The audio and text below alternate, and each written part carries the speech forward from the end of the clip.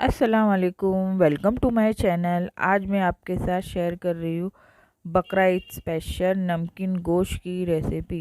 तो सबसे पहले हम यहाँ लेंगे 500 ग्राम मटन मैंने यहाँ पे अच्छे से साफ़ कर धो लिया है और मैंने मटन में थोड़ा सा फैट भी लिया है। अब हम इसमें डालेंगे 1 टीस्पून सॉल्ट, 1 गिलास पानी डालकर अच्छे से मिक्स कर ले और इसमें ढक्कन ढक कर लो फ्लेम पे 40 से 45 मिनट तक अच्छे से पका ले, जब तक गोश्त गल ना जाए।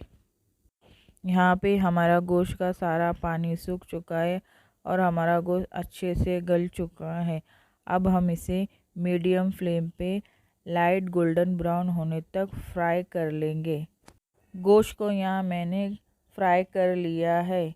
अब हम इसे गर्मा गर्म सर्व करेंगे। गोश्त अच्छे से गल चुका है, ये देखिए बोटियाँ एकदम अच्छे से गल चुकी है, एकदम सॉफ्ट हो चुकी है। अगर आपको मेरी ये नमकीन गोश्त की रेसिपी अच्छी लगी तो मेरे वीडियो को लाइक करें, शेयर करें और मेरे चैनल को सब्सक्राइब करना ना भूलें। तो मिलते हैं एक और नई रेसिपी के साथ, तब तक के लिए थैंक्स फॉर वॉचिंग। अल्लाह हाफिज़।